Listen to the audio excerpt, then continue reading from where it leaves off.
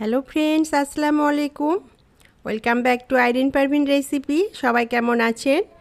নিয়ে চলে আসলাম নতুন একটা ভিডিও। আজকে কোনো রান্নার রেসিপি করব না। এখন কাঁঠালের সিজন, ঘরে ঘরে প্রচুর কাঁঠাল খাওয়া হয়, আর এই কাঁঠালের বীজগুলো অনেক জমে যায়, নষ্ট হয়ে যায়, পচে যায়। তো এই কাঁঠালের বীজগুলো সঠিক সময়ে খুব সহজে কিভাবে পরিষ্কার করব এবং সংরক্ষণ করে রেখে দিব 1 বছরের জন্য, সেই ভিডিওটাই আজকে আপনাদের জন্য নিয়ে চলে আসলাম। আর কাঁঠালের বীজ পরিষ্কার করা যে এত সহজ, এই ভিডিওটি না দেখলে বুঝতেই পারবেন না। খুবই সহজে একদম 3ভাবে কাঁঠালের বীজ পরিষ্কার এবং সংরক্ষণ করার পদ্ধতিগুলো আমি খুব সহজভাবে দেখিয়ে দিব। আশা করছি এই ভিডিওটি আপনাদের পছন্দ হবে, কাজে আসবে। ভিডিওটি ভালো লাগলে লাইক, কমেন্ট, শেয়ার করে চ্যানেলটিকে সাপোর্ট করবেন, পাশেই থাকবেন। এইরকমই নতুন নতুন ভিডিও কিংবা রেসিপি দেখতে চাইলে আমার পেজটিকে সাবস্ক্রাইব, ফলো করে রেখে দিতে পারেন। তাহলে চলুন কিভাবে কাঁঠালের বীজ পরিষ্কার করব এবং সংরক্ষণ করব সেটাই দেখে নেই।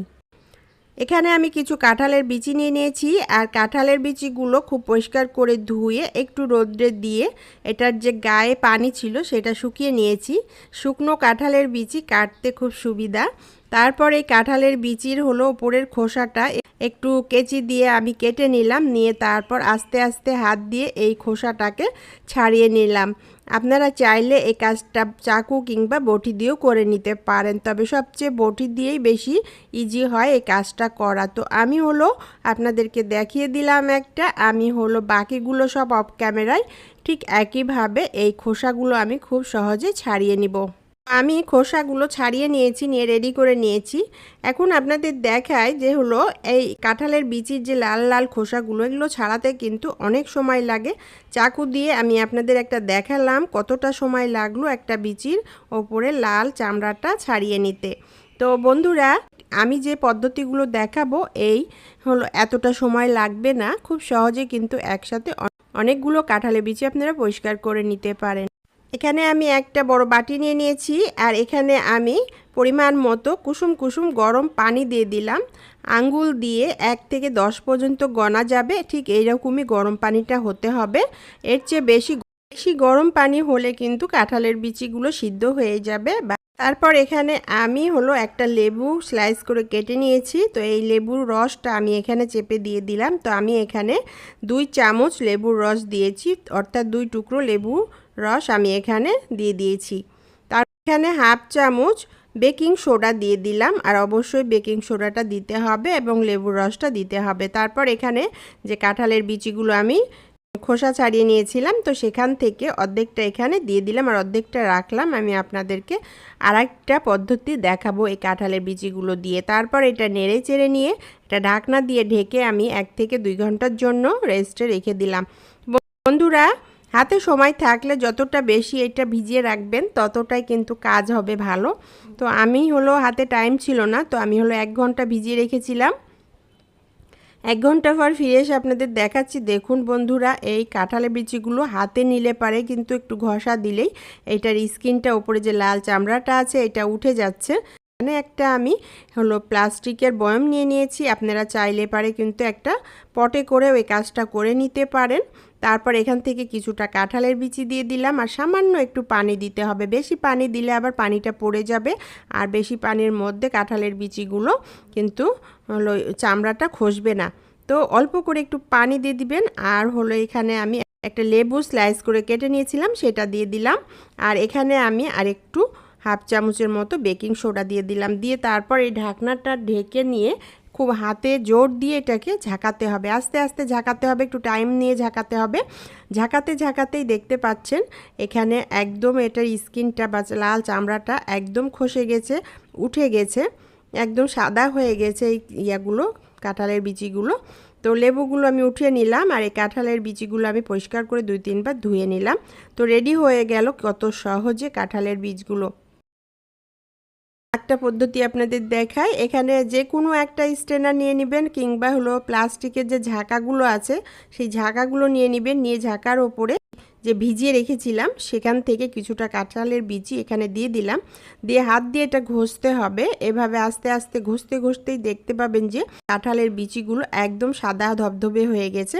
তো দেখুন এবার এই কাঁঠালের বিচিগুলো এটা হলো হাত দিয়ে একটু ঘষে নিয়েছি আর এটা একদম সাদা হয়ে গেছে, দেখতেই পাচ্ছেন। এটা আমি পরিষ্কার করে 2-3 বার ধুয়ে নিলাম, নিয়ে রেডি করে নিলাম। তো বন্ধুরা, হয়ে গেল। এটাও একটা পদ্ধতি। কিভাবে ডিপ ফ্রিজে সংরক্ষণ করবেন সেটাই দেখাবো। তো এখানে আমি চুলায় একটা পাতিলা বসিয়ে দিলাম আর এটাতে পানি দিয়ে পানিটা ভালো করে ফুটিয়ে নিয়েছি। একদম ভালো মতো বলক চলে আসলে যে কাঁঠালের বিচিগুলো আমি একদম সাদা করে রেখেছিলাম পরিষ্কার করে, সেগুলো দিয়ে দিলাম। দিয়ে নেড়ে চেড়ে এটাকে একদম ফুটিয়ে নিব। একদম ভালো মতো 4 সাইড দিয়ে একটা বলক চলে আসতে হবে, ভালো মতো ফুটতে হবে এই পানিটা। ভালো মতো বলক চলে আসলেই এটা নামিয়ে নিতে হবে, বেশি সিদ্ধ করা যাবে না। তারপরে এলো কাঁঠালের বিচিগুলো আমি উঠিয়ে নিলাম, নিয়ে একটা স্ট্রেনারে করে সাইডে ঠান্ডা হওয়ার জন্য রেখে দিব। এবার আমি আপনাদের আরও একটা পদ্ধতি দেখাই। এখানে আমি চুলায় একটা পাতিলা বসিয়ে দিয়েছি, ওটাতে পানি দিয়ে দিয়েছি পরিমাণ মতো, আর এখানে সামান্য একটু লবণ দিয়ে দিলাম। আর হলো যে কাঁঠালের বিচিগুলো আমি উঠিয়ে রেখেছিলাম সেই কাঁঠালের বিচিগুলো এখানে দিয়ে দিলাম। দিয়ে কিছু সময় এটাকে ফুটিয়ে নিব। এমন করে ফুটাতে হবে যখন দেখবেন কাঁঠালের বিচিগুলো হাতে নিয়ে এটার স্কিনটা একদম উঠে আসছে, ঠিক সেই মুহূর্তে চুলাটা বন্ধ করে দিতে হবে। তো আমার কাঁঠালের বিচিটা একদম রেডি হয়ে গেছে। এখন আমি চুলাটা বন্ধ করে এটা ঠান্ডা হওয়ার জন্য রেখে দিলাম। আর হলো কিছুক্ষণ পর ফিরে আসলাম। ফ্রেন্ডস, দেখুন এটা ঠান্ডা হয়ে গেছে আর এটা হলো একটু হাত দিয়ে ঘষলেই একদম এটার এই চামড়াটা, লাল চামড়াটা উঠে যাচ্ছে। তো আমি এখন এটাকে আস্তে আস্তে করে এভাবে একটু ঘষে ঘষে করব, তাহলে পারে হাত দিয়ে, তাহলে এটা চামড়াটা সব উঠে যাবে।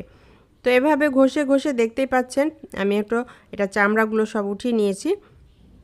এটা একদম সাদা ধবধবে হয়ে গেছে। তো বন্ধুরা, এখন আমি এটা পরিষ্কার করে ধুয়ে নিলাম।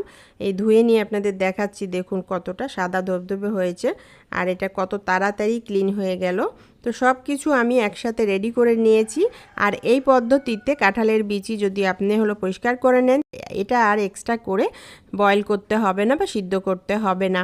এটা যেহেতু সিদ্ধ করে খোসাটা ছাড়িয়েছি। তো বন্ধুরা, হয়ে গেল। আমি কাঁঠালের বিচিগুলো সব রেডি করে নিয়েছি।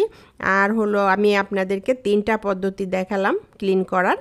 এখন এই হলো কাঁঠালের বিচিগুলো আমি একটা পটের মধ্যে নিয়ে নিলাম, নিয়ে ডিপ ফ্রিজে রেখে দিলাম। এটা ডিপ ফ্রিজে রেখে দিলে আপনি কিন্তু 1 বছর পর্যন্ত ভালো থাকবে। তো বন্ধুরা, আমি 2 দিন পর ফিরে আসলাম, আপনাদের একটু দেখায় কাঁঠালের বিচিগুলো যে রেখেছিলাম ডিপ ফ্রিজে। এগুলো হলো দেখুন একদম বরফ জমে গেছে। নিয়ে আগে বের করে রাখার কোনো প্রয়োজন নেই। যখন রান্না করবেন তখন এখান থেকে বের করে নিয়ে একটু করে দিয়ে তরকারির সাথে মাছ, মাংস, সবজি এবং কাঁঠালের বিচির ভর্তা, যে কোনো রেসিপি এটা দিয়ে করে নিতে পারেন। আর এটা একদম রেখে দিলে পারে কিন্তু 1 বছর পর্যন্ত ভালো থাকবে, কিচ্ছু হবে না। তাহলে বন্ধুরা, ঘরে যদি কাঁঠালের বিচি বেশি থাকে তাহলে এভাবে পরিষ্কার করে একদম ডিপ ফ্রিজে সংরক্ষণ করে রেখে দিন, যে কোনো সময় আপনার কাজে লাগবে। আশা করছি ভিডিওটি আপনাদের ভালো লাগবে। ভালো লাগলে লাইক, কমেন্ট, শেয়ার করে চ্যানেলটিকে সাপোর্ট করবেন, পাশেই থাকবেন। আবার দেখা হবে এরকমই নতুন কোনো ভিডিওর সাথে। আল্লাহ হাফেজ।